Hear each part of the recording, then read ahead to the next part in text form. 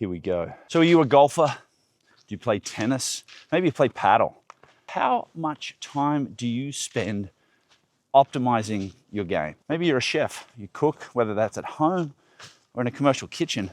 How much time do you spend optimizing a recipe, changing things up, trying to improve taste, flavor, texture? Think about, when was the last time you thought about improving your breath?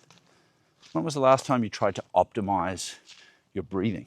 Hey, I'm James with the Breathwork channel, and today I want to have a conversation with you about your breath, the muscles, body parts you use, and you recruit when you inhale and when you exhale, and maybe some of the parts that you shouldn't. And really how we use our physiology and can become a more efficient breather. In our last conversation, I asked you that question, what outcomes were you looking to get from starting a breathwork practice? And in order to maximize that, in order to be able to achieve those things, I think it's important you understand what our lungs look and feel like and the breathing physiology that we use. What is the primary purpose of our breath? And the simplest way to describe that or to understand that is to have gas exchange. And the more efficient we can have gas exchange, the more efficient we're breathing, the less taxing it'll be on our system. So that's cellular respiration that's happening all the time in our body, in each and every cell. It gives off two things, heat and carbon dioxide. That's why when you exercise more, you get seemingly out of breath and you sweat, because they're the two biggest byproducts. So as we breathe in this oxygen-rich air, it comes into our lungs and then down into our lungs where in our alveoli, it comes into our bloodstream, and that carbon dioxide comes out of our bloodstream and we exhale that out. So let's take a look at what our breathing physiology looks like. So when you think about your breathing physiology, I want you to maybe think about a tree, right? So a tree, if you think about a perfectly symmetrical tree, it has a trunk, and then it splits off into two branches, and then smaller branches, and then it's covered in leaves. So if we take that tree and we invert that here, we've got a trunk that breaks off into two branches, smaller branches, and then we have leaves. Those leaves are your alveoli. That's where that gas diffusion happens. And obviously, in order to optimize that physiology, we want to put that air in our leaves for longer.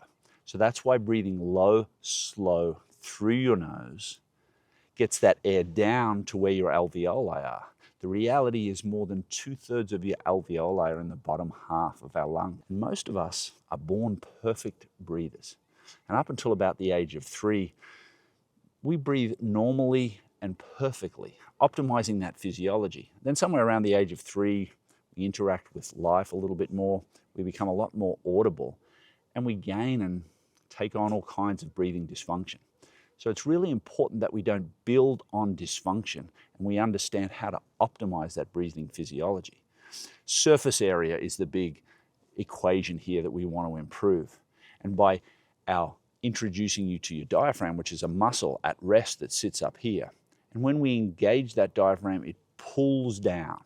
It creates space for our lungs to expand into. They're not just big empty sacs, right? So as we engage our diaphragm, our primary breathing muscle, it pulls down, creates space, okay?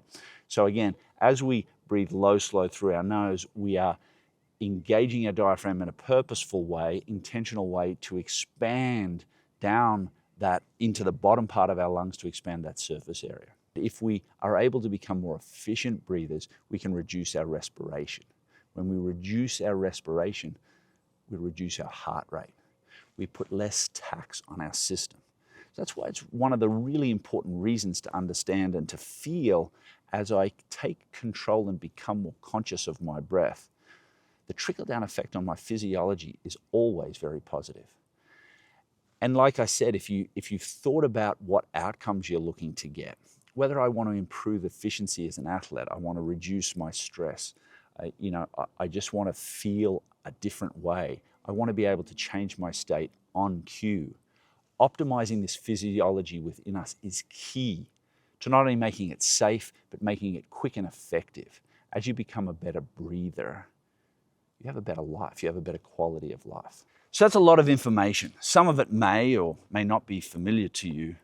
And I'm no golfer, but I know that There are so many parts you can work on to improve your swing, for instance. So I want to give you just two things to become aware of, and they really are foundational pillars of improving your breath. The first one is use your nose as often as you can to breathe. Breathing low, slow through your nose activates a belly breath, expands that surface area, and you become a much more efficient breather. And nose is also the perfect HEPA filter, pressurizer, and humidifier for air to be received in the lungs. And the second thing is to bring balance to our breath. By that I mean inhale and exhale to equal parts.